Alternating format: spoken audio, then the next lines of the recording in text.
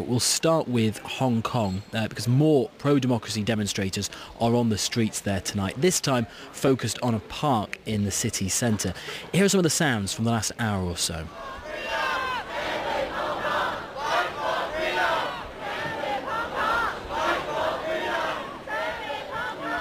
Fight for freedom, stand with Hong Kong is what they're saying, and there are some new news lines to tell you about. The territory's richest businessman, Li Ka-shing, has taken out a newspaper advertisement calling for an end to violence.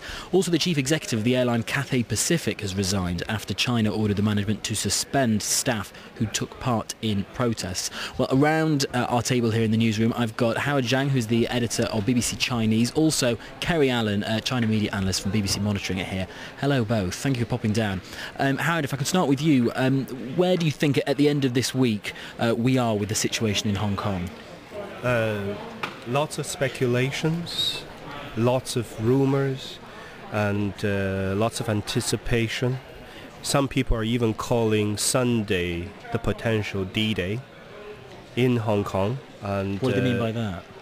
People were expecting, after a series of very strongly worded mainland statements, some type of intervention from Beijing. But of course, unless it happens, nobody can be sure. We do have pictures as well as confirmations from Beijing side. They have a very strong presence with military columns, the People's Armed Police. People counted over 500 lorries stationed just 5-minute drive away from the Hong Kong port border. So we're talking about nearly 10,000 potentially People's Police were able to, if something were to happen. And one thing which people have been talking about is this line from the Global Times and a piece in there, and where they said this won't be, quote, a repeat of the June 4th political incident of 1989. Why are people getting agitated about that? I think it's open for interpretation, but any mentioning of Tiananmen in China normally is taboo. So now for the nationalistic kind of tabloid newspaper to come out and mention Tiananmen, the only thing you can draw to is they know something, or they've been hearing something that they want to, either it can be interpreted as a threat, a veiled threat. Many people think there is some type of decision made that they would not allow the same type of scenario that happened in Hong Kong airport to continue. So it depends on what happens over the weekend protests, that there is a likelihood of something could happen.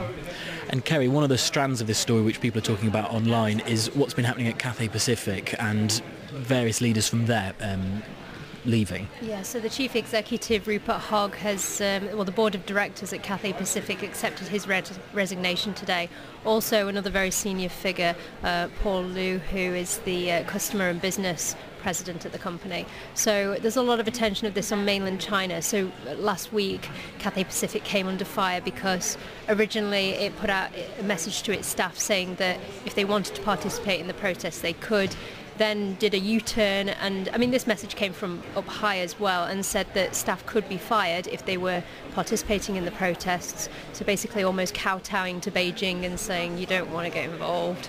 And that's been a big discussion in mainland China today, because Cathay Pacific, its original statement did reach the mainland, and people were saying that this could be the latest company that should be boycotted. So, we've talked a lot about companies like Versace and Coach that have had merchandise that says Hong Kong, not Hong Kong, China, or China's Hong Kong. And these are just these little details, either on websites or on merchandise. China's being very critical of different companies at the moment, international companies, and basically politicizing these and saying that that they can lose their China market if they don't say Hong Kong is China's Hong Kong. And it's interesting the ways in which pop culture gets dragged into this, and the latest one is about the film Mulan. Yes.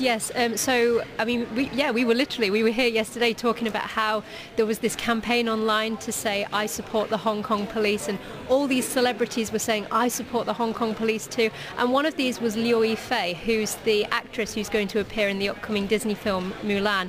And as I say, there were many celebrities that were all showing their support. I mean, there's this trend at the moment of celebrities in China trying to show how socially responsible they are and towing the government line, because they don't want to be seen as they don't want to fall out the limelight, really, but also they do recognise that they have to be in line with the government's messages. But because the character Mulan she was a very strong figure, she was a figure of rebellion and a figure of fighting the system. The idea that she is, the actress is supporting the system and saying that she supports the Hong Kong police when independent media have seen that there has been some violence from police officers on protesters. People are very critical of this overseas, so there's been this hashtag on platforms like Twitter saying boycott Mulan, we're not going to see this film. And Howard, just to finish with you, what do we know of what the protesters in Hong Kong are doing now and what is being planned for the weekend? This afternoon is relatively, in terms of scale, small, but over the weekend, some of the posters we've seen, one of the posters reads, liberty or die, or something of that sort. We need to speak out. And the organizer also is one of the main kind of pan-democratic parties in Hong Kong, and they're estimating up to 300,000 people could turn up. And it will also be in Victoria Park. So that's something, a major event. Howard Zhang, Kerry Allen, thanks very much for coming down to our table here.